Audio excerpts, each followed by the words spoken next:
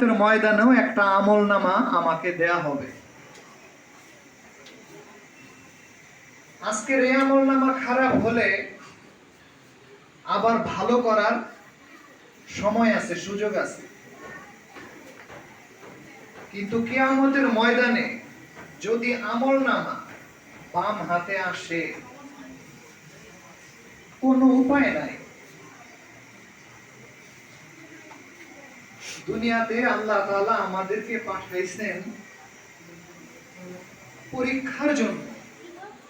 ছাত্ররা, আমরা পরীক্ষা দেই না? এই দুনিয়াটা হলো আমাদের জন্য একটা পরীক্ষার জায়গা। ফলাফল শুরু হবে মৃত্যু থেকেই। মৃত্যু থেকেই ফলাফল শুরু হবে। মৃত্যুর সময় ফেরেশতারা যদি ফলাফল ভালো হয়, আমলনামাটা ভালো হয়, মৃত্যুর সময় ফেরেশতারা তালকিন করবে, আল্লাহর বান্দা কালেমা পড়ো। ফেরেশতারা জানা যায় শরীফ কবর তার বেহেশতের টুকরা হবে। মুনকার নকিরের সওয়াল তার জন্য সহজ হবে। আল্লাহ রাসূল বলেছেন, এই কবর কারোর জন্য বেহেশতের টুকরা, এই কবর কারোর জন্য দোজখের গর্ত। এই দুনিয়ার আমলনামার উপরে হবে। একটা বাচ্চা যখন জন্মগ্রহণ করে, প্রথমে তার ডান কানে আযান দেওয়া হয়, বাম কানে একামত দেওয়া হয়। কেন দেওয়া হয় তোমরা জানো? এই ছেলে মৃত্যু পর্যন্ত যেন আল্লাহ পাকের বরত্ব নিয়ে চলে।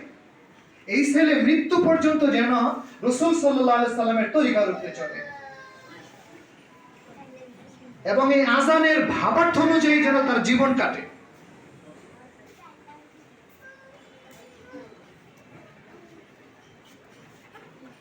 আজকে আমরা যারা প্রতিষ্ঠান চালাই, আমরা শয়তান আমাদেরকে বুঝায় যে তোমার দ্বারা আরো 5টা ভবন তৈরি হয়েছে, কত ছাত্র তোমার, কত কিছু করো তুমি, তোমার কত মর্যাদা। আমি বাস্তব কথা বলি, শয়তান আমাদেরকে এটা বুঝায়, কিন্তু ভিতরে আমাদের ঘুনে খেয়ে গেছে, ঘুনে। একটা ছেলেকে যদি ডাকি আইসা কোরআন তেলাওয়াত করো, একটা পৃষ্ঠা পড়ো, একটা পৃষ্ঠা পড়তে পারবে না সে। আমাকে কে বাধা দেয়? আমাকে কে বাধা দেয়? এটা মাদ্রাসা, দ্বীনি প্রতিষ্ঠান। আমাকে কে বাধা দেয়? কি বাধা দেয়? আমাকে জেলখানায় যেতে হবে? গেলাম জেলখানায়, আমাদের বড়রা গেছে না? একটা ছেলে একটা পৃষ্ঠা কোরআন তেলাওয়াত করতে পারে না, কেন?